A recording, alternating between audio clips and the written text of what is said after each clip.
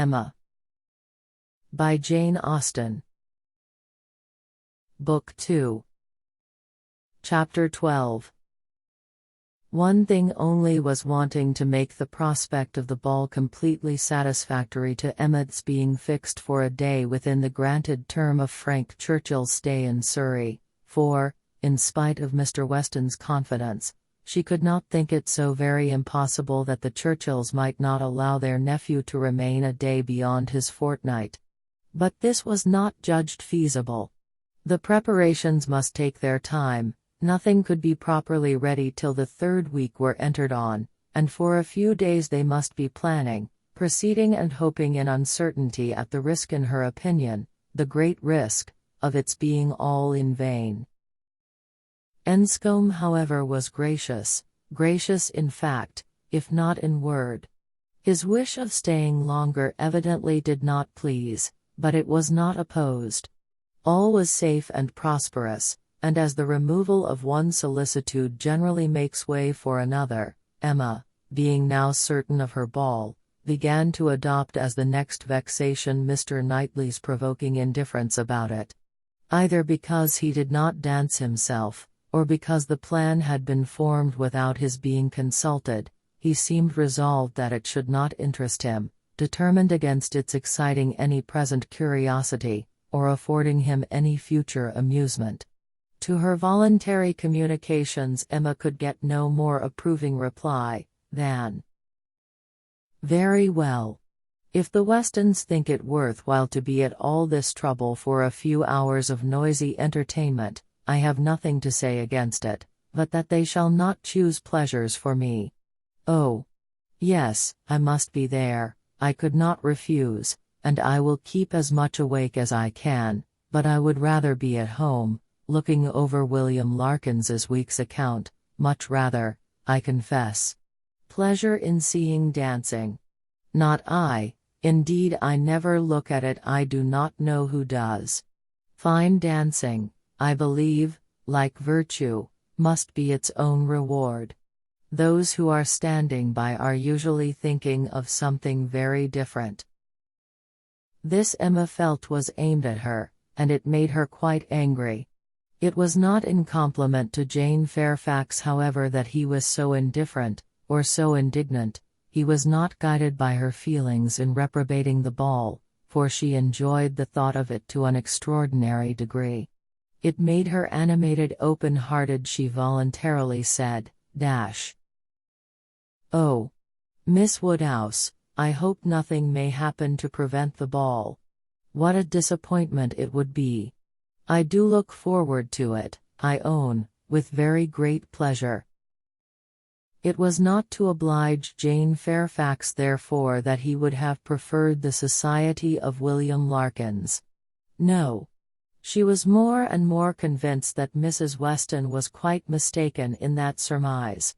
There was a great deal of friendly and of compassionate attachment on his side, but no love. Alas! There was soon no leisure for quarrelling with Mr. Knightley. 2 days of joyful security were immediately followed by the overthrow of everything. A letter arrived from Mr. Churchill to urge his nephew's instant return. Mrs. Churchill was unwell, far too unwell to do without him. She had been in a very suffering state, so said her husband, when writing to her nephew 2 days before, though from her usual unwillingness to give pain, and constant habit of never thinking of herself, she had not mentioned it, but now she was too ill to trifle, and must entreat him to set off for Enscombe without delay. The substance of this letter was forwarded to Emma, in a note from Mrs. Weston, instantly.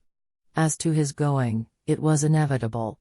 He must be gone within a few hours, though without feeling any real alarm for his aunt, to lessen his repugnance.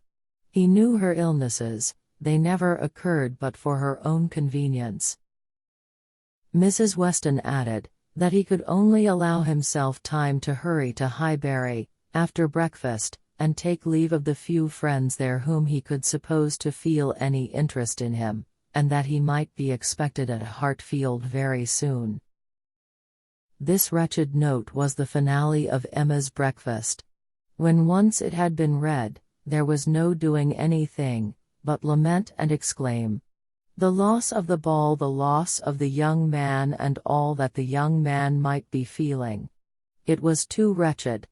Such a delightful evening as it would have been. Everybody so happy.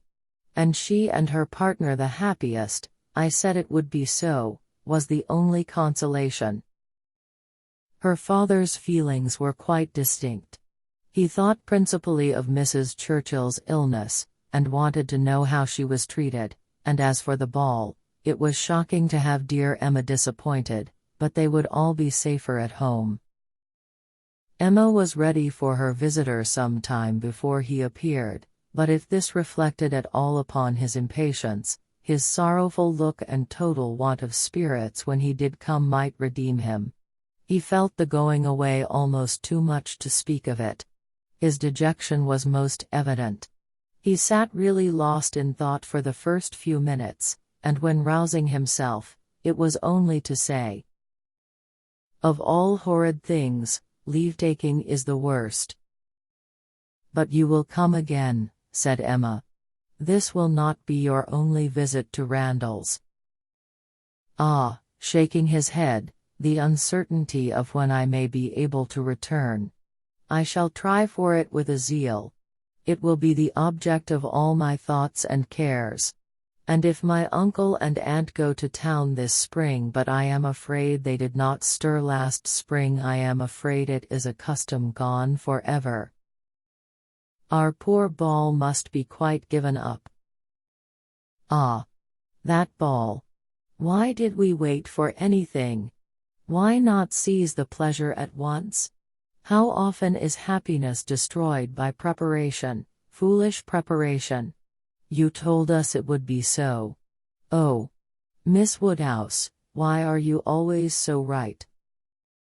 "Indeed, I am very sorry to be right in this instance. I would much rather have been merry than wise. If I can come again, we are still to have our ball. My father depends on it. Do not forget your engagement." Emma looked graciously. "Such a fortnight as it has been," he continued, "every day more precious and more delightful than the day before. Every day making me less fit to bear any other place. Happy those who can remain at Highbury." "As you do us such ample justice now," said Emma, laughing, "I will venture to ask, whether you did not come a little doubtfully at first. Do not we rather surpass your expectations? I am sure we do. I am sure you did not much expect to like us. You would not have been so long in coming, if you had had a pleasant idea of Highbury." He laughed rather consciously, and though denying the sentiment, Emma was convinced that it had been so. "And you must be off this very morning?" "Yes, my father is to join me here. We shall walk back together, and I must be off immediately. I am almost afraid that every moment will bring him." "Not 5 minutes to spare even for your friends Miss Fairfax and Miss Bates? How unlucky! Miss Bates's powerful, argumentative mind might have strengthened yours." "Yes, I have called there, passing the door. I thought it better. It was a right thing to do. I went in for 3 minutes, and was detained by Miss Bates's being absent. She was out, and I felt it impossible not to wait till she came in. She is a woman that one must laugh at, but that one would not wish to slight. It was better to pay my visit, than dash." He hesitated, got up, walked to a window. "In short," said he, "perhaps, Miss Woodhouse, I think you can hardly be quite without suspicion dash." He looked at her, as if wanting to read her thoughts. She hardly knew what to say. It seemed like the forerunner of something absolutely serious, which she did not wish. Forcing herself to speak, therefore, in the hope of putting it by, she calmly said, You are quite in the right, it was most natural to pay your visit, then dash. He was silent. She believed he was looking at her, probably reflecting on what she had said, and trying to understand the manner. She heard him sigh. It was natural for him to feel that he had cause to sigh. He could not believe her to be encouraging him. A few awkward moments passed, and he sat down again, and in a more determined manner said, "It was something to feel that all the rest of my time might be given to Hartfield. My regard for Hartfield is most warm dash." He stopped again, rose again, and seemed quite embarrassed. He was more in love with her than Emma had supposed, and who can say how it might have ended, if his father had not made his appearance? Mr. Woodhouse soon followed, and the necessity of exertion made him composed. A very few minutes more, however, completed the present trial.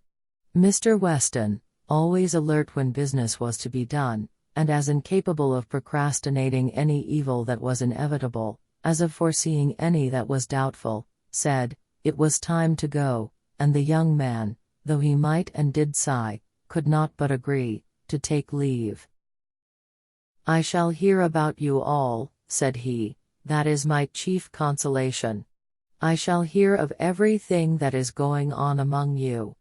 I have engaged Mrs. Weston to correspond with me. She has been so kind as to promise it. Oh, the blessing of a female correspondent, when one is really interested in the absent. She will tell me everything. In her letters I shall be at dear Highbury again." A very friendly shake of the hand, a very earnest goodbye, closed the speech, and the door had soon shut out Frank Churchill. Short had been the notice short their meeting, he was gone, and Emma felt so sorry to part, and foresaw so great a loss to their little society from his absence as to begin to be afraid of being too sorry, and feeling it too much. It was a sad change. They had been meeting almost every day since his arrival. Certainly his being at Randalls had given great spirit to the last 2 weeks, indescribable spirit, the idea, the expectation of seeing him which every morning had brought, the assurance of his attentions, his liveliness, his manners. It had been a very happy fortnight, and forlorn must be the sinking from it into the common course of Hartfield days. To complete every other recommendation, he had almost told her that he loved her. What strength, or what constancy of affection he might be subject to, was another point, but at present she could not doubt his having a decidedly warm admiration, a conscious preference of herself, and this persuasion, joined to all the rest, made her think that she must be a little in love with him, in spite of every previous determination against it. "I certainly must," said she. "This sensation of listlessness, weariness, stupidity, this disinclination to sit down and employ myself, this feeling of everything's being dull and insipid about the house. I must be in love. I should be the oddest creature in the world if I were not for a few weeks at least.